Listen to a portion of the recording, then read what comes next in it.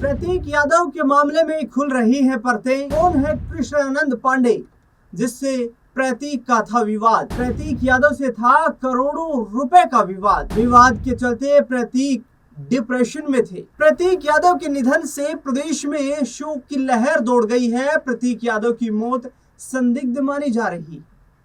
प्रतीक यादव के आकस्मिक निधन ने यादव परिवार को सकते में डाल दिया है। हर कोई इस खुलासे का इंतजार कर रहा है कि प्रतीक यादव के निधन के कारणों का पता चल पाए।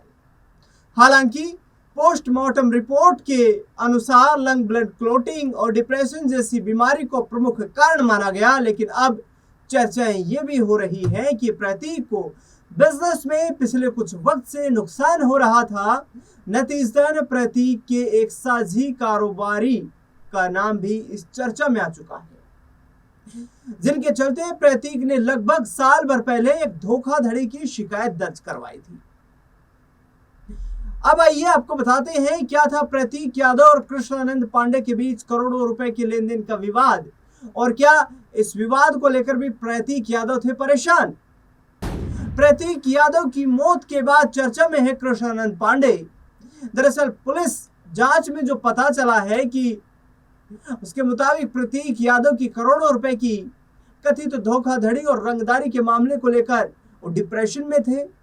इसको लेकर उन्होंने पुलिस में शिकायत भी दर्ज कराई थी। आरोप है कि लखनऊ के चिन्हट क्षेत्र के रहने वाले प्रॉपर्टी कारोबारी कृष्णानंद पांडे ने प्रतीक यादव से रियल एस्टेट कारोबार में निवेश के नाम पर बड़ी रकम लगवाई थी। इतना ही नहीं, उन्हें कंपनी का शेयर भी दिया गया था, लेकिन फाइनेंस को लेकर जो फैसले होते थे वह कृष्णानंद ही करता था। कई मामलों की तो प्रतीक को भनक तक नहीं लगने देता था। शिकायत में था कृष्णानंद की पत्नी का भी नाम। समाजवादी पार्टी मुखिया अखिलेश यादव के भाई और भाजपा महिला नेता अपर्णा यादव के पति प्रतीक यादव के दुनिया से चले जाने के बाद मौत को लेकर कई तरह की आशंकाएं जताई जा रही है। इस बीच एक नाम जो सबसे ज्यादा चर्चा में है, मैंने आपको बताया, वह है कृष्णानंद पांडे। कृष्णानंद पांडे, उनकी पत्नी वंदना पांडे और पिता अशोक कुमार पांडे के खिलाफ प्रतीक यादव ने लखनऊ के गौतम पल्ली थाने में एफआईआर दर्ज करवाई थी। प्रतीक यादव ने करोड़ों रुपए की ठगी और धमकी देकर रंगदारी मांगने का आरोप लगाया था। कृष्णानंद पांडे का परिवार लखनऊ में के चिन्हट थाना क्षेत्र में ही रहता है। प्रतीक ने आरोप लगाया था कि इन लोगों ने बिजनेस के नाम पर प्रतीक से करोड़ों रुपए लिए और जब पैसे लौटाने की बात आई तो धमकी पर उतर आए। प्रतीक को पोक्सो केस में फंसाने की धमकी मिली थी। शारीरिक और मानसिक तौर पर टूट चुके प्रतीक यादव ने बार बार कृष्णानंद पांडे से पैसे की मांग की, लेकिन तब कृष्णानंद ने पोक्सो एक्ट जैसे गंभीर मामले में फंसाने और फर्जी ऑडियो वायरल करने की धमकी दी थी। प्रतीक ने यह भी आरोप लगाया था कि कृष्णानंद पांडे और उनकी पत्नी ने फोन और ईमेल के जरिए 4 से 5 करोड़ रुपए की रंगदारी मांगी थी। ऐसे में जुलाई 2025 में दर्ज करवाए गए मामले में प्रतीक यादव ने आरोप लगाया था कि रुपए वापस मांगने पर उन्हें पोक्सो एक्ट में फंसाने की धमकी दी गई थी। साथ ही प्रतीक की फेक ऑडियो वायरल कर परिवार की छवि खराब करने की भी बात कहकर डराया गया था। साल 2012 में प्रतीक यादव कृष्णानंद पांडे से मिले थे। प्रतीक यादव ने अपनी शिकायत में बताया था कि उनकी मुलाकात साल 2011-12 में कृष्णानंद पांडे से हुई थी। कृष्णानंद ने खुद को रियल एस्टेट कारोबारी बताया था और शहीद पथ के आसपास जमीन खरीदकर इन्वेस्टमेंट का प्रस्ताव दिया था। प्रतीक उनकी बातों में आकर साल 2015 में कंपनी के प्रमोटर के तौर पर शामिल हुए, जबकि डायरेक्टर के तौर पर कृष्णानंद पांडे और दूसरी कंपनी यूएस विस्ट को शामिल किया गया था। प्रतीक से बार बार कृष्णानंद पांडे ने पैसे मांगे थे। प्रतीक यादव ने अपनी शिकायत में बताया था कि शुरू में सब कुछ ठीक था, लेकिन बाद में कृष्णानंद ने निजी जरूरतों का हवाला देकर उधार मांगना शुरू कर दिया। प्रतीक ने बार बार उसके कहने पर वह रकम दी थी। फिर साल 2020 में प्रतीक को कोविड हो गया और लंबे समय तक उनका इलाज चला। इस दौरान साल 2022 के सितंबर महीने में उनकी मां, अक्टूबर में उनके पिता और नवंबर में उनके मामा का निधन हो गया। अब प्रतीक यादव के आकस्मिक निधन के बाद ये मामला और ज्यादा गंभीर हो चुका है। ऐसे में देखना होगा कि आगे क्या प्रतीक यादव की उस शिकायत पर इस मामले में पांडे परिवार से किसी तरीके की पूछताछ की जाएगी, या किचन में गिरे और फिर उठे ही नहीं प्रतीक यादव।